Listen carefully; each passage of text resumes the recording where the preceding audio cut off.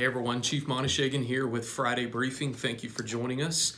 We've got a few things to get through today, so I'm just going to jump right in. The first thing that I'd like to mention is the community survey. So we published that link about a month ago. So if you've done it, thank you. And if you haven't, would you consider running over to our Facebook page and doing that survey? We're going to use that to determine what direction we need to move in. What are the things that we're doing right that you would like for us to keep doing, and where are the areas that we can improve? And so your feedback is really important to us. So we would really appreciate it if you would take the time to do that. I want to remind you to take, lock, and hide. So we've had a few burglaries, vehicle burglaries, over the last couple of weeks, and most of them happened because vehicles were left unlocked or keys were in vehicles. So crimes of opportunity. So I want to remind you, take your keys out of your vehicle, lock your vehicle, and hide any valuables that you may have. The good news is we have fantastic detectives here, and they have gotten really creative, and they've done unbelievable work to get the people responsible for these burglaries identified, and I anticipate warrants for their arrest in the very near future. So when that happens, I'll kind of give you some of the details, but while that's pending, I'm going to keep that a little close to the chest for now. But I can tell you that we know who it is, an arrest warrant is imminent, and it is only because of our unbelievable detectives and the great work that they do that's been able to happen. So shout out to them, great work. We're going to be able to put a stop to that. If you are in need of food, so COVID continues to rage, there's a lot of uncertainty out there, and if you or your family need food, I want to give you some resources to kind of point you in the right direction. So Tarrant Area Food Bank does donations all over Tarrant County. This morning they did a mega food event. Most of these are drive up, so you just pull into the parking lot, they load your vehicle down with food, and you're able to drive away. You don't have to get out of your car. But our city recently partnered with Community Link in Saginaw, and that is more of like a smaller scale where you can still drive up, place an order, let them know what you need, and they will bring it out to your vehicle. There's tons of great volunteers there that are taking their time to fill bags and basically shop on your behalf and then just bring it right out to your car. So that's a very close. It'd probably be a 10-minute drive from here in Lake Worth to get there. So that's an option. And then obviously, as we've talked about before, we have the Blessing Box in Rail Park. That's going to be for your non-perishable food items. But if you need something right now, that's a great place to run by here in the city. If you ever have any questions or you have a need, I know it may feel, awkward, but you can always call us. Even if it's not a police matter where, no crime has been committed, we're public servants. So if you need help finding resources, we've got men and women here that would be happy to point you in the right direction and get you set up with the services that you may need.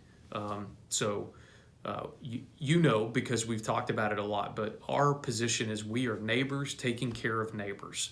So if you need something, you have a question about something, just give us a call, and we'll always do our best to get you pointed in the right direction. Along those lines, I got a letter this week, and I wanted to share it with you. It's from an inmate at the Tarrant County Sheriff's Office, a person that we arrested, and every once in a while I'll get one of these, and they're very moving. And so I just wanted to read this letter to you and share it with the community because I think it speaks to the heart of our police officers here in Lake Worth. So you got to keep in mind that, this person was arrested, charged with a felony. A lot of people would say that this person has every reason to be mad at us. But that's not the case, so take a listen. It's addressed to me to pass on to our officers. I'm so very sorry for causing a disturbance by failing to stop. This was involved with a pursuit. I was just driving through Lake Worth and I got terrified and scared. I just want to learn from this. So I've been spending my time studying my Bible and the law to educate myself about this so I can make better decisions. You and your department be careful out there. Much respect. And there's a couple other things that were specific to the officer, but I just think it's so incredible that we could have that kind of interaction with someone and that they would want to take the time to give us that feedback. So we're all humans. We want to be an empathetic police force. We understand that people make mistakes. We make mistakes too. And we don't want to be people who judge. We want to be people that encourage others to make good decisions. And if they're going down the wrong path, to make a change and get on the right path. And that doesn't have to come with judgment or spite or anything like that. So anyway, incredibly proud of our officers, that they would conduct themselves in a way that would cause someone to want to write them that kind of letter. So I'm very proud, and I hope you are as well. Okay, the last thing that I want to talk about is our 2020 annual police report. Some of you have asked, hey, this is great, but where are the ones from years past? We would like to look at what's happened to know if what you're talking about now is significant or not. Unfortunately, the department hasn't ever done these before. This is really a part of a new era, a new push in law enforcement, where we want to openly adopt and promote positive reform. We want to be open, we want to be transparent, and we don't feel like you, our neighbors, our citizens, should have to dig for information. We want to be known as a police department that's forthcoming, that brings you that information without you having to ask. So we haven't done anything like this before. It doesn't mean that facts and figures and all of that kind of stuff isn't out there. It absolutely is. But we've never taken the time to compile it and present it back to you. But, as our citizens, we feel that we're ultimately accountable to you, and you deserve to know what your police force is doing, especially in light of, everything that's going on in our world today. And the last thing we want is for something to go wrong and then realize that there's a communication problem. We want to take a proactive approach to that and communicate openly and freely when things are good, so that we have a relationship and we can have a dialogue in the event that something goes wrong. So with that, I'm just going to kind of walk through some of these bullet points that you may have seen over the last week and just kind of expand on them and give you a little context and let you know why we think they're important and what you can expect in the future. But at the end of the day, what we want is to continue to earn your trust. And we want to be perceived as a legitimate, professional law enforcement organization. So that's why we do things like this. So in the report, it's a 15-page document. And in it, we first review our one-year strategic plan. So if you didn't know, I took over as chief of police about a year ago. And when I did that, I proposed a one-year strategic plan that was going to guide our department through 2020. And so the first part of the annual report is simply us going through that strategic plan and kind of expanding on all the different points and talking about where we either succeeded in achieving the objective or not. Thankfully, this year, we achieved all of our strategic objectives. So those are all detailed in the report. That's kind of the first section. And then we move into the crime report and the traffic safety report. In the crime report, that's where we look at our uniform crime report. That's where our records division takes all the cases and crimes that we file throughout the year and uploads them to the state database. That's all public record. I can't say if Fort Worth is up or Tarrant County if they've uploaded their numbers yet. So that's why we're just reporting on what we're doing. I can't speak to state or even county numbers right now. But we felt like it was important. The end of the calendar year ended December 31st. And so before January was over, we wanted to come back to you with the information. We didn't feel like it was appropriate to wait. Timely information is important. So that was kind of the urgency for us in getting this report out. So we go through all the different crime statistics, and generally crime stats are broken into two sections. One is property crime and the other is violent crime. Property crime includes burglaries, thefts, and motor vehicle thefts. And then violent crime includes rape, murder, robbery, assaults, and arson. I think I've got them all. So we dissect both sections on their own. And when we did that, what we found is that we had a slight increase in violent crime, and I've talked to you about that before. But it's what we call not statistically significant. And what I mean by that is, say, for example, a murder. We didn't have any murders in 2020, and we haven't had any murders in Lake Worth in a long time. But if we had one, it would show a 100% increase in murders. So if you look at the percent increase, it's misleading. It would make a problem seem much bigger than it really is. So we're careful in these numbers and statistics and how we report them to you. So even though by the numbers there was an increase in violent crime, it's not statistically significant. We had, one sexual assault in 2019, and we had 3 in 2020. And of those, some occurred many, many, many years ago, but they were only brought to light now. So if you look at the number, it's going to show a 200% increase, but that's not reflective of the overall crime picture in our community. So when it comes to violent crime, we chose to just report those numbers raw. So you'll see in the report that it'll say, murder 0, arson 0, sexual assault, robbery, assaults, etc. So anyway, that's how you can expect to see that. The good news about violent crime, and something that we did try to highlight, is the great work that our detectives do at solving those crimes. So, some things that occur behind closed doors, there's nothing we can do about. We can do things like try to prevent traffic crashes by doing traffic enforcement and trying to stop those things before they start. But other things like domestic violence, that's really hard for us, the police, to combat. That happens within the household. That's not a place that we go unless we're called. So it's hard for us to prevent those kinds of things from happening.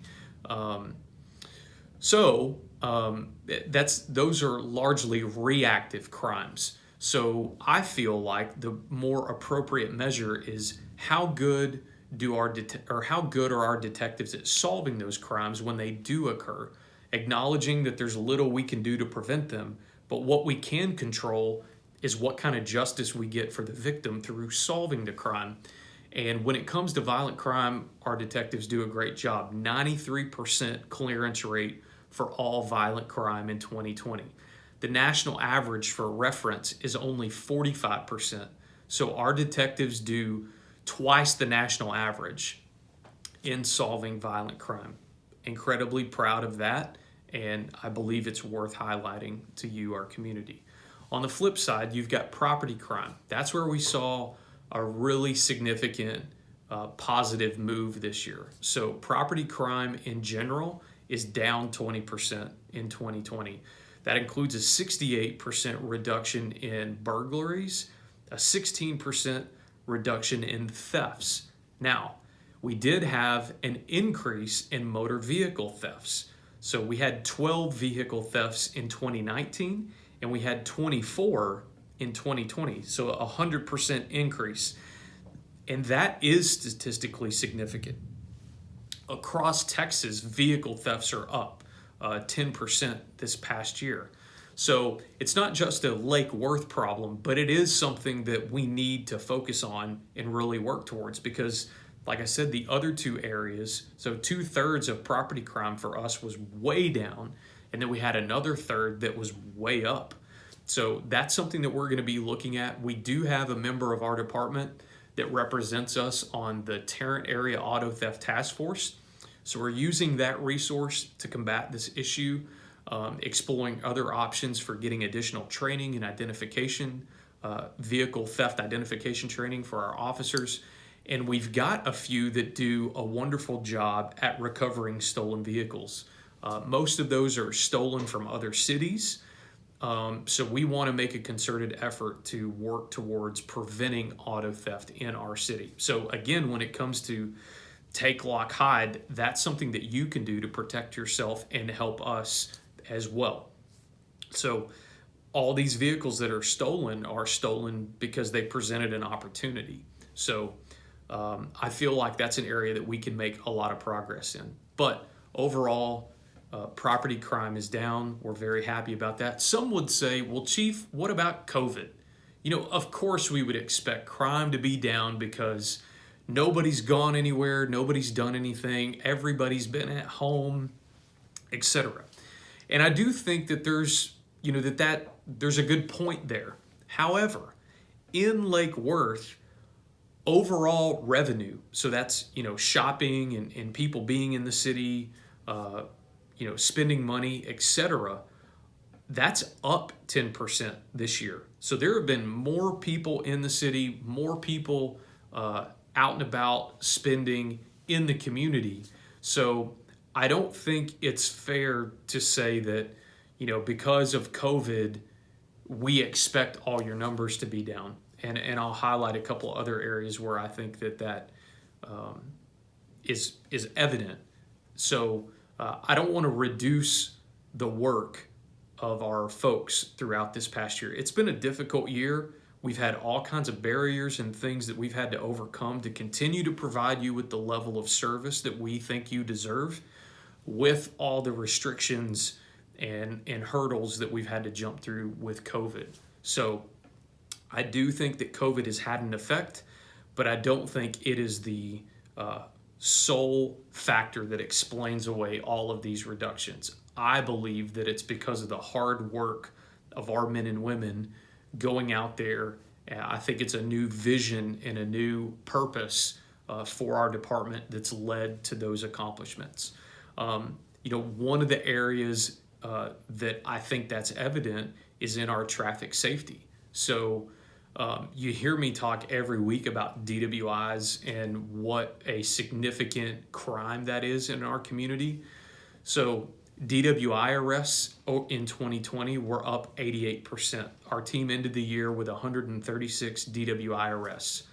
If you average the blood alcohol concentration of those drivers that were arrested, the average was 0.17, which is more than double the legal limit.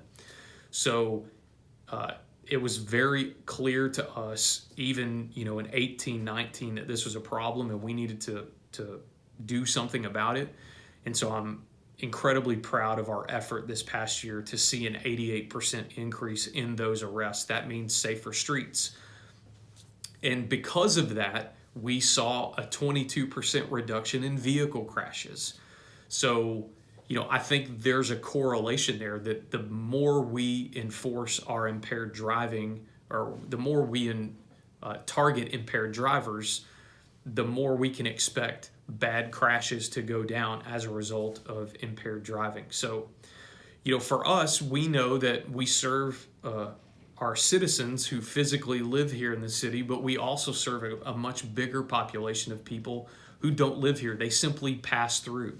And so we know that your time is valuable and that, no matter where you're at, you want to be able to move freely. You don't want to be stuck in traffic.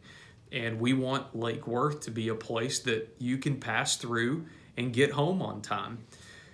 What throws a wrench in that is when there's a crash, especially now with the construction. So we know how important it is to keep the roadways open and moving. And so we put a lot of effort into that this year, and we've seen great benefits in a reduction in traffic crashes, a reduction in DWI crashes, and an increase in overall enforcement. And like I said, I believe that there's a correlation there. So those are just a few snapshots. The report goes into a lot more detail about specific accomplishments and specific things that we're going to be doing going forward based on some assessments and reports that were done. So what next? What do we do from here? Now that we've got this report, what does the next year look like? So there's a lot of great things in store. We're working on a new strategic plan, both at the city level and at the police department level. We're going to make sure that those are connected and in line with each other. And we're going to design another strategic plan, probably a 3 to 5 year plan. And then we're going to roll that out, and it's going to have big goals and big objectives. And we're going to continue to push ourselves to be better for you. So it's going to take a lot of work. It took a lot of work this year. And I think that it's been wonderful to take a pause and look back and see all the great work that our men and women have done, especially during a year like this. So all that to say, we couldn't do it without you. We talk all the time about how awesome it is to work in a community where we have your support and we have your trust, and we don't take that for granted. We know what a blessing it is for you to give us that, and we cherish it. So thank you, and we're going to continue to work hard to earn and maintain your trust. I think it's going to be a nice weekend. It's certainly nice out today. I'll remind you, please don't drink and drive. We're out. Our officers are out in force. Clearly, we're enforcing DWIs, but there are a lot of people making poor decisions. And we just want to ask that if you're going to go out tonight, tomorrow, this weekend, that you make good decisions. You designate a driver, you use an Uber or a Lyft, and you get where you need to go safely, and that you don't put anybody else's life in danger. So with that, again, it's an honor to serve you. It's an honor to be your police chief. And we'll see you next Friday for Friday Briefing. Take care.